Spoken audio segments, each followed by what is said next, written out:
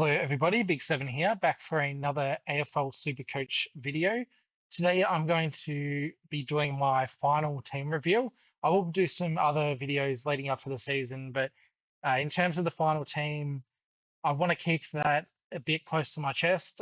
Finished 163 last year, and I think it was 72 the year before. So yeah, I don't want to spill my team on like Thursday next week and have casuals copying me and all that. I do want to keep it a little bit close to my chest. That being said, I'm willing to reveal what it's looking at, how the team is looking as of this moment. Things will definitely change between round zero and round one, but that'll mostly be rookies and maybe a couple of players that we get a bit more, I guess, information on. But without any further ado, I'm going to go into the team. And so if you're looking for how the team is right now, you can skip further in the video. Essentially, what I'm going to do is this is the team I put in my last video, and I'm going to go through all the changes I've made between the last video and now. A few premiums have changed, mostly rookies have changed, but yeah, there's a few premiums and near premiums I'm a little bit dodgy on. The first one, and this might be the surprise of the video for a lot of people, it's Connor Rosie. Um, I don't like him in the CBA role. Last year, when he had majority CBAs, he averaged 98, and he had a soft fixture at the start of the year, didn't capitalize on that before owners from last year got bailed out with him being moved to a half-back role where he averaged 110. So he is priced at 105 average. I think he can do between 100 to 105 as a midfielder. And there is a chance that this is just Josh Carr shenanigans and he was just playing midfield in the preseason role but plays backline in regular season. I don't know. I don't trust it. Why wouldn't you play Rosie in the backline if that's going to be his role in season? They could have easily played someone like Will Brodie in the midfield to cover for like a Bergman absence. He didn't. He played reserves. So this role that I kind of envisaged and hoped Rosie would have, being the distributor out of halfback, I'm not sure it's going to happen. And especially with what he did in that preseason game. 155, 33 touches. Why wouldn't Carr just keep him in the midfield? So, yeah, he's definitely, I feel like he's a better scorer in defense. And for that reason, I'm out on Rosie. He should still be an okay pick, but not for mine. I'll fade him. 61%, who cares? I'm not worried about ownership. If I'm wrong, I'm wrong, but I'm happy to fade. On the topic of fading, of not trusting Josh Carr, I've got to get rid of Bergman as well. He should play in midfield, and it seems like Josh Carr wants him to be a midfielder. I haven't seen enough where the role is like locked in and secure. It could be something that changes week on week. It could be the intention to, play him as like 50 or 60%. There's just too much doubt in my mind for me to pick him. So Bergman, he is out. I do like him as a player, and he'll be someone I'm monitoring because if it does look like he has the role, then I'll be happy to trade him in. But as a starting pick, I'm just not convinced on him. So both of those Port players are out. And then a bit of regret, I've got to get rid of my boy Joel Frazier as well. I thought the role was going to be better. I probably got baited by some Bevo comments earlier in preseason, but maybe he just hasn't kicked on as the Dogs would have liked. In the practice game without, I think, Bond, Richards, and I think Kennedy might have missed that as well. I think he played okay, but he wasn't a standout. So he's only a third year player, and maybe I'll probably just go on a little bit too early on him. I have done that in the past. I think back to a few years ago when I started like Tanner Bruin and Sam Flanders, and they were both bad starting picks, but they both ended up breaking out like later in the year. So I think Farage is probably a similar case where it's just a tad early. I thought he could be the third or the fourth midfielder with Libba getting older and not playing as much midfield time, but it does look like it's still going to be the big four at the Dogs with Libba, Bond, Richards, and then Kennedy as well. Frazier probably fighting for scraps, and even Riley Sanders has had a good preseason by all accounts. So it burns me to say it, but I've got to get off the Frazier pick. But I'll be looking for an opportunity to trade him in, especially if one of those Dogs midfielders gets injured. So he's gone. And the last one, the last premium that's gone, I guess, Harley Reid, I wouldn't call him a premium, but yeah, he's gone as well, probably for the same reasons as Frazier. He's a third-year player, and I guess the difference between Frazier and Reid is Reid has the role, but he doesn't have really the support around him, and probably going to be the tag target, and it's probably just a year early. I do like him as a player. He could still be a decent pick, to be fair. Another one I'll be monitoring, but won't be in the starting team. And then the big guy, Tristan Sherry. It hurts for me to take him out, especially having started him last year, having started him in 2024 for his breakout year. But the vibes are just bad. Like, I'm normally more data driven, but yeah, the vibes are bad. I heard talk that North were considering playing the two ruckmen before Goad got injured. I think CCJ did okay in the ruck. I think let's go to that game actually. So um, yeah, Sherry 84 from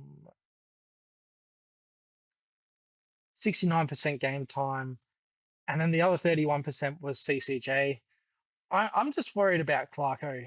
He hasn't been afraid to change the magnets, and yeah, he's done stuff like Caleb Daniel back and forward, and yeah, McKercher back and then forward, and then back, and then yeah, she's all over the place. It, it's mainly not trusting Clarko, especially because I'm expecting North to be pretty poor this year. They barely beat a VFL um, side in the preseason game in Collingwood, who were resting the majority of their stars with the opening round game 6 days away from that. So yeah, I'm pretty low on North, and I just know that Clarko can change things around, and the new ruck rules might not suit Sherry, and at 680K, I can't pay that price for someone that isn't bulletproof. And I don't mind the pick, and like there's definitely like it's a great fixture as well. So to start the year, you know, Vizentini, Flynn, Blackiston, Pitternet, Brisbane will probably four, Nankervis. Like he doesn't play a good ruck until round 9, but even still, I'm getting second thoughts. And it's almost 700K for someone that I'm umming and ahhing about. And if you're umming and ahhing about someone that's 700K, then I don't think you should be picking them. So unfortunately, Sherry is out. So that means in the ruck line that I'm going to be running McAndrew at R2. I'm not very keen on the cheap options. I considered Vizentini. But yeah, I'm not really keen on him. Duff Tyler is going to play forward in a bad West Coast side. CCJ, who I mentioned, he would be interesting if he plays round 1. I think he would be the go-to option, to be honest. I'm not sure how North's forward mix is going to be, though. I think it'll be Larky, and then it's probably Darling or CCJ. And I think Trembath has played all right when given the opportunity. So CCJ probably on the edge of selection, but if he does get selected, I think he'll be better than Liam Reedy, who he's got the DPP. I just do not rate him as a player. I'm hope that I'm proven wrong because he would be really good to put in the R3 spot, but I don't rate him as a player. Yeah, Carlton are probably going to start the season with Pitnet and Reedy playing dual rocks, so that means Reedy's probably going to get like 50% time on ground, half the time in the rock, half the time as a forward. I think he'll struggle to score 40s, to be honest. And I think once Carlton see him at AFL level, they can easily drop him and like play Lewis Young as the second ruck or Hudson O'Keefe. Um, yeah, I'm not keen on Reedy as a player. I guess the good side about picking him is if Pitnet got injured, then Reedy would probably be the ruck one, but I'm not really that keen on starting him. So at the moment, I'm going Kalani White. I'm saving the 20K, picking the loophole. And if I'm wrong about Reedy, I mean, I guess that's something that it can change between now and round one. We get the look in round zero. At the moment, though, I'm leaning towards Grundy, McAndrew, and Kalani White as the loophole. So in terms of the other other premiums that have been omitted, um, two guys that have just jumped off the watch list and into the side, Ash and Sinclair. I don't mind about the buys. Nas is obviously a great pick as well. I think Sinclair will benefit from Nas playing midfield and probably resting forwards. And then Lockie Ash is still ascending talent. I feel like it's a bit like the Luke Ryan pick was in years past, where it's like you feel like he's a bit overscored because he's like that much of a ball hog and kicks it long and all that stuff. But I think Ash can take his game to another level, only being 24 years old. I'll back in some natural progression, and even if he doesn't progress further, he should be a top six defender quite easily. So Ash and Sinclair are the choices for the premium replacements. I also mentioned Petrarca in last video, so he's essentially the Frager replacement. And then the Harley replacement, I've gone for Josh Rochelle, 370K. I was a little bit sketchy on him. He's priced at 68. He did 80 last year in games where he wasn't injured or the sub, and the role's only going to improve. So I'm not sure how well it turns out long term. Yeah, if I look at the CBAs for Adelaide, there's just so much potential opportunity. Like Dawson will be there. Riley O'Brien will obviously, that rock split will go to McAndrew. But then, yeah, Saligo, we don't know about the heart. Obviously, I hope things are all okay with him, but he could be missing some time. Sam Berry already struggling with fitness. Matt Crouch no longer in the league. Peatling, I think, is going to miss the first couple of rounds. And then Rankin, who he was really good in midfield last year. And then after the bye, Nick's played him majority forward. And like Rankin was kicking goals forward. And I, if I was coaching that side, I would have preferred Rankin in midfield because I think that midfield was missing the spark. But that spark can be Josh Rochelle this year. So I think even if Rochelle gets like 30 or 40% CDAs, he can bump his average up to 90, which will get about 100K cash gen. But he could be someone that goes 100 or even beyond that. His few games in midfield, albeit they were early in his career, he averaged around about 100. So Rochelle, yeah, he's someone that I could see myself getting talked out of. The role is probably shaky long term, but if it pans out, then he can be a season-defining pick, and if it doesn't, hopefully make at least 70 or 80K. So at the moment, I've got Rochelle in the side, and so yeah, with the omission of Sherry, that leaves a bit more cash to play around with. And I'm a lot more sus on the rookie crop than a lot of people, I think. And there's also the change from teams playing four on the bench with a sub to five on the bench.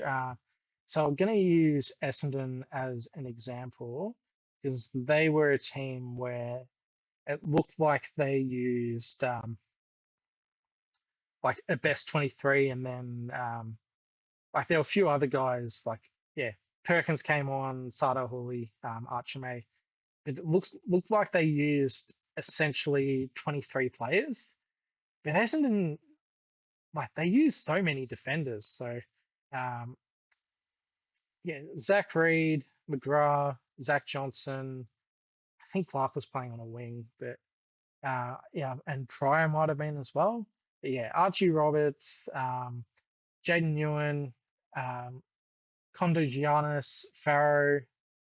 I think Al Akbar played in defense as well.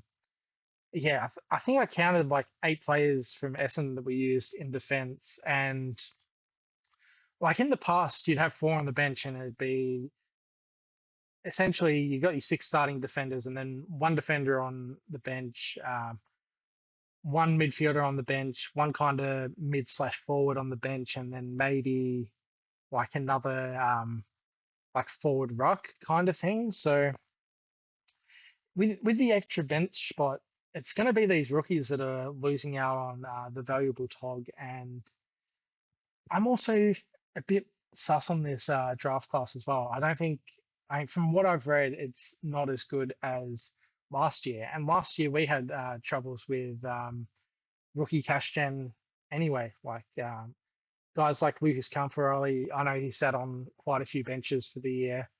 Um, yeah, someone like Jack Henderson, Connor Stone, like just a lot of players that ended up being dead rookies on our bench. So I'm keen to avoid that this year and go a little bit more of a mid-price heavy approach. I think I said last video that I would be happy with 120k to 130k from a mid-pricer. I've bumped that down probably to like 100 to 110k. So I've probably got more of a fantasy mindset, but yeah, I'm just not keen on a lot of the rookies. So the guys I'm taking out, Ezekiel and yeah, didn't score well in the preseason game and apparently didn't look good in the practice game either. So not willing to pay elevated price for him. Grill, I'm a little bit sus on job security, shortened game because of lightning, but I think he only scored 40. SuperCoach, so he's out. Sarong looked good, so he stays. Gibkiss could get dropped for Boston and is also injury prone, so he's out. Farrow, I was talking about Essendon time on ground before. Votog, he's out. Brody played in the reserves, he's out.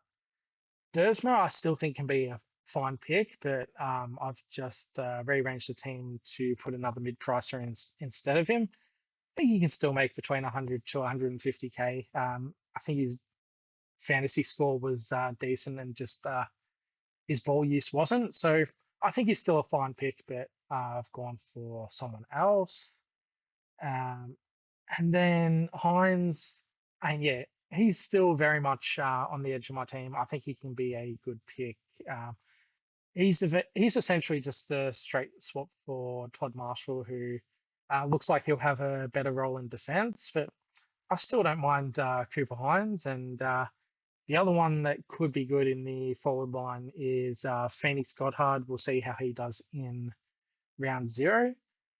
Yeah, this leaves me 1.3 mil, 6 spots, and it's mid-price of season, baby. So we'll start in defense. Windsor, I wasn't too keen on him. He's priced at 52. Surely with enough midfield time though, he can do like 80 to 85. He's an outside player, so he's another one of those types that you would expect to do well in preseason, but the role seems like it's there. So if I go this year,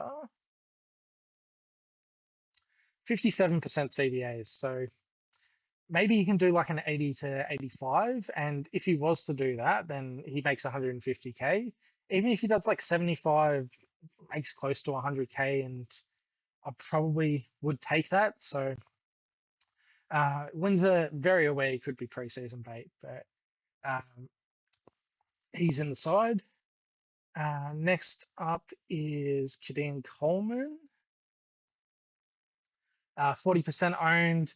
I think in the practice, the practice game he played forward, but in the preseason game he played in defense. So he's a round zero watch. If he plays in defense, then I'm keen. If he plays forward, then I'm not. And then the other defender, that is Dirksen. I'm hoping that his best 23. We'll see how he performs in round zero, but he's got good VFL numbers and did well in the practice game. So looks to have the scoring potential. Just a matter if he holds his spot or not, which I'm hoping he does. Guys like Jordan Boyd and Lewis Young were playing in defense in that practice game. So hopefully one of them goes out for Wiedering when he does return. But Dirksen is going to be my D8, assuming that he is named. Midfield. Yeah, this is where the mid prices start. Tanner Bruin, wasn't really keen on him. Another one of those outside players that's always going to look good in preseason, but he did average 78 in 2024. If he was to do that, then he probably makes it 100K.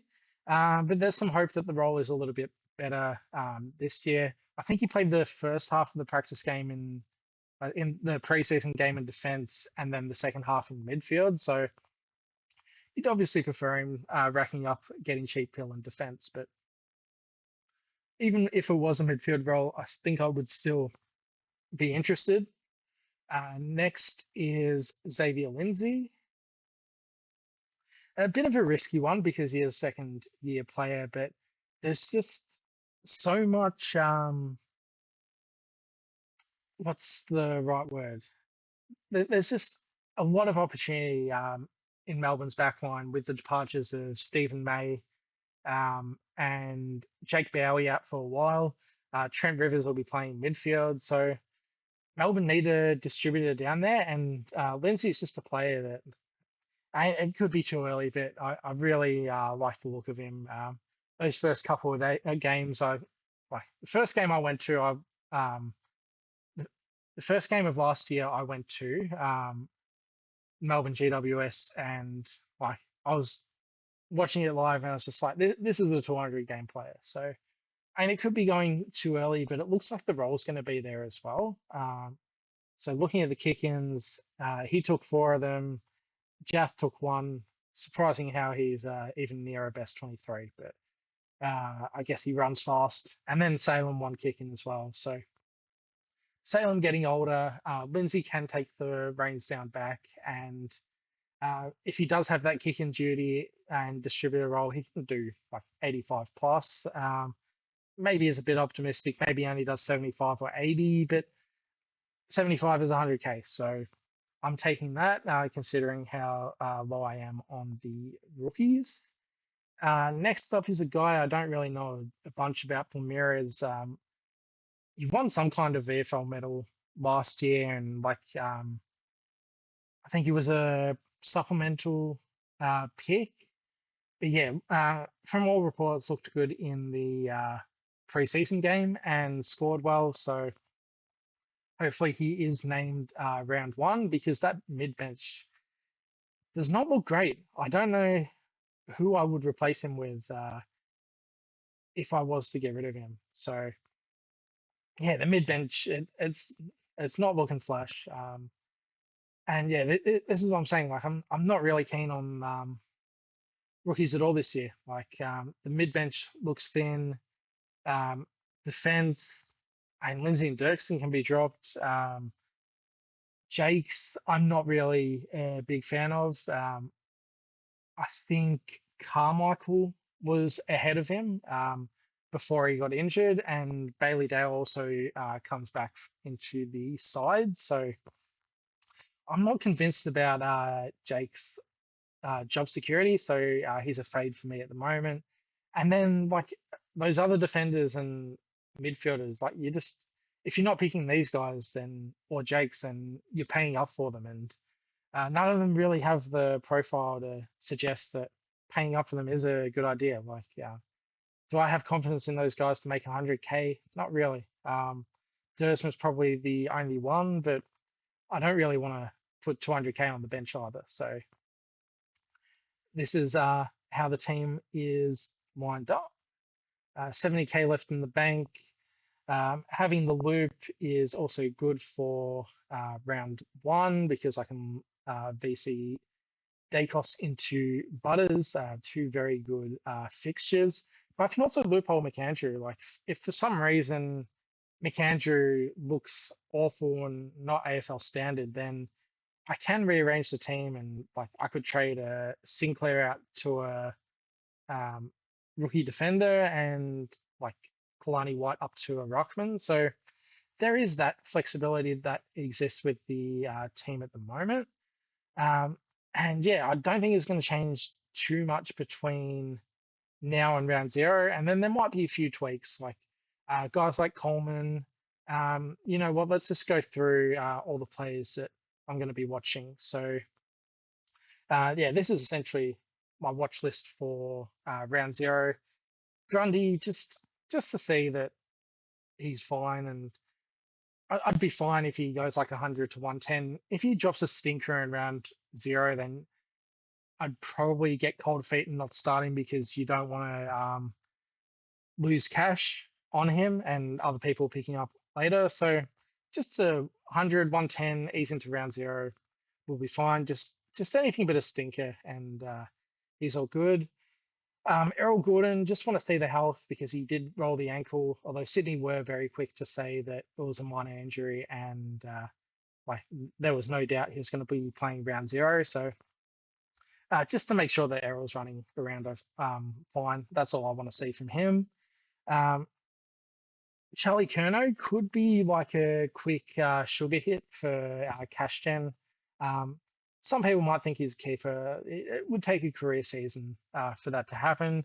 Could happen in a better side, but I'd be interested in starting him as like quick cash gen if he goes like 140, 150 in the first game and getting a couple of price rises out of him and then binning him off to someone else. Logan McDonald could be a more expensive kind of rookie price player that breaks out this year. Key forwards do take a bit of time to develop, and he's going into his fifth year. So he's one that I'll be watching in opening round. Malcolm Rosas, we'll see how he scores and what the tog is like. Yeah, he's pretty cheap, but he's been like a 40 to 50 scorer throughout his career. So don't hold high hopes there. Sarong, I think he's going to play the wing role. But yeah, just to see that he looks okay and doesn't look garbage, that's all I want out of him to keep him in my side. Mark Pittonet could be a little cheeky bridge if you're not keen on the ruck options, especially with a big round zero score. Although it is a little bit annoying that Carlton have like a round two bye, because if it was round three or round four, then you could have maybe had Pittonet for the start of the year and then like traded him at his early bye to a ruckman once the situation had cleared up. But at 400K, he could do 90 this year, 90 to 95, and be a bridge and wait for the big guys to fall down. Not one I'm really interested in, but a big round zero score could change that. Jagger, I just want to watch to see how good he is because, like I said, the mid bench looks very weak. So if Jagger kind of struggles out of the gate, then maybe he goes on the bench and I go a better rookie like a Hines or a Dersma. But yeah, he's not leaving the team. It's just a poor round zero could see him move to midfield 9 and help the team structure. Um, Reedy, I want to see the ability because I haven't seen it yet. Um, I wonder what would he need to score for me to pick him? Probably like 50, 55.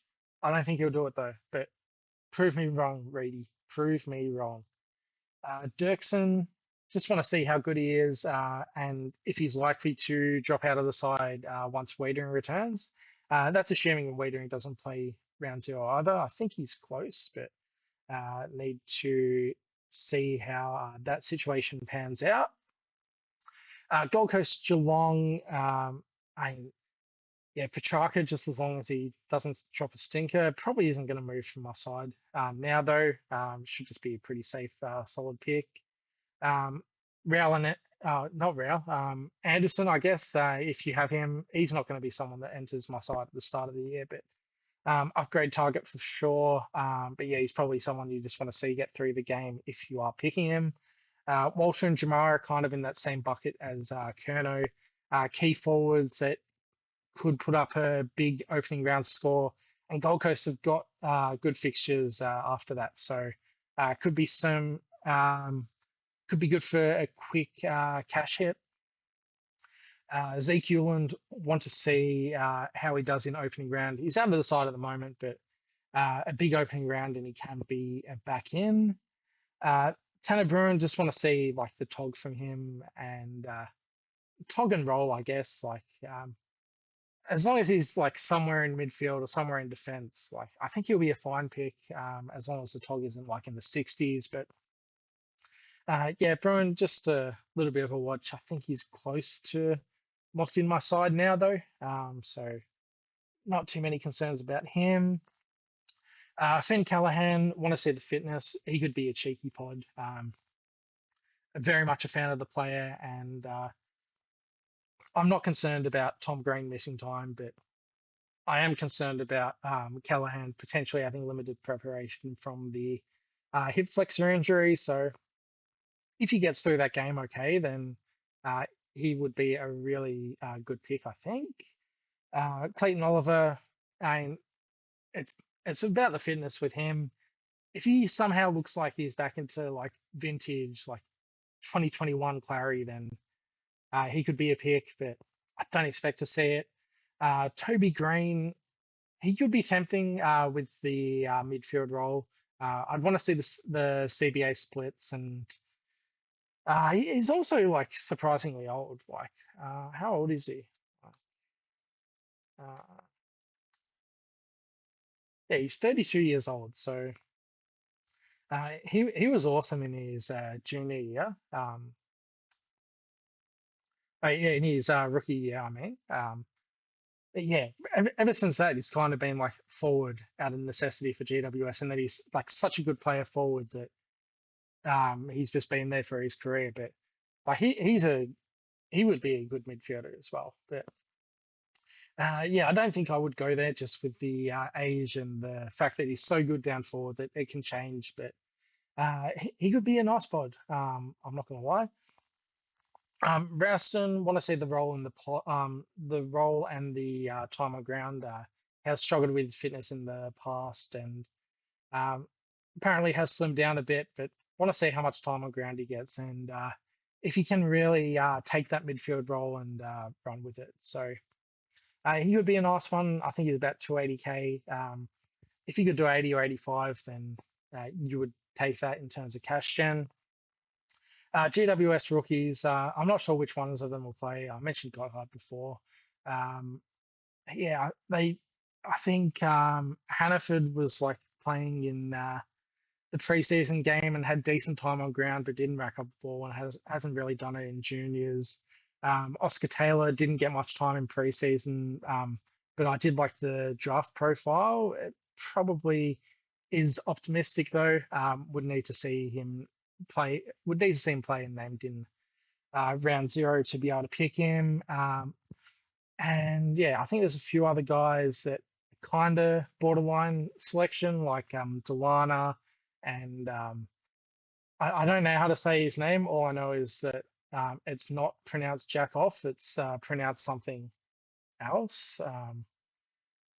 I've forgotten how to pronounce it, but it's not jack off, but everyone's going to call him jack off. So um, that's poor behavior from the parents. But yeah, he wasn't really much of an accumulator in juniors either. So would need a big round zero, assuming he is named.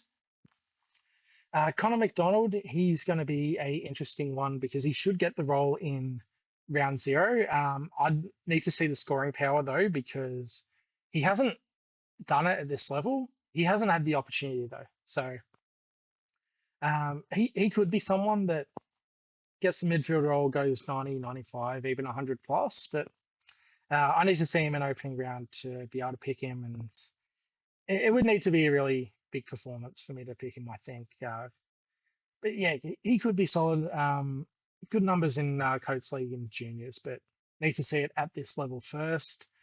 Sam Butler, I think he's about 200K, another one of those expensive-ish rookie price players that aren't rookies, but could be tempted by if the role and the score are good enough. Zach Bailey played a fair bit of midfield in the preseason game, but I think McCluggage only played like half of the game. And I think Will Ashcroft was managed for a bit of it as well. So I don't expect the CBA role that he had in preseason to hold, but if it somehow does, then he should be a good pick in the forward line. Kadeem Coleman want to see the role and the time on ground, although the time on ground in the preseason game was good. I think it has been an issue for him in previous seasons, but hopefully not in this one. As long as he's playing defense, I'll probably pick him. Lincoln McCarthy, I think he's played a bit of defense in the practice game, but played more forward last game, but scored okay as a forward. Probably a bit old for mine, but I could see it working. If he's somehow playing in defense, then I would be a little bit more intrigued, but probably not for me. But he's still a watch nonetheless. Tim English, we'll see how he goes with the new ruck rules. I don't think I'm going to pick him though. I think if I was to pick a second ruckman, he would be the choice. It feels very safe, but I don't like making safe picks. That being said, like if he's going to finish as a top 3 ruck, then I'd be happy to pick him, but I'm not sure if he does. So, and yeah, it's probably more about the game in general. Like if we see those kind of rucks dominating in opening round, then maybe I jump onto English, but probably not. Sam Darcy, he is. I don't think he's under a fitness cloud, but didn't play the preseason match. And yeah, just want to see like if he's fit or not. He could be a pod forward option. Probably not one I'm interested in, but if you were, I wouldn't say no. Fraser, maybe somehow he gets midfield role, but I doubt it. But if he somehow gets like 40 to 50% CBAs, then I'm so back in. But I don't think it's going to happen. But we can dream. Cooper Hines, want to see what he scores. I think he'll be playing like either deep forward or like a half forward.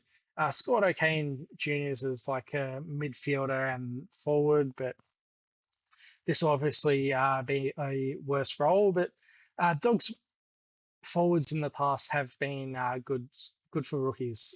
Guys like McNeil, Vandermeer, Anthony Scott, they've all been solid options in the past. So yeah, I don't mind Cooper Hines. I'm probably less inclined to pick Artie Jones because I mean, we've seen Artie Jones over the year. He's had games where he just like doesn't touch the ball for the whole game, and yeah, I'm not sold on him. He is cheap enough, but probably another one in like that 40 to 50 range, and that's assuming he holds the spot as well. So yeah, it would be Hines over Jones. I guess they're both watches, but yeah, I'm less inclined to pick Artie Jones.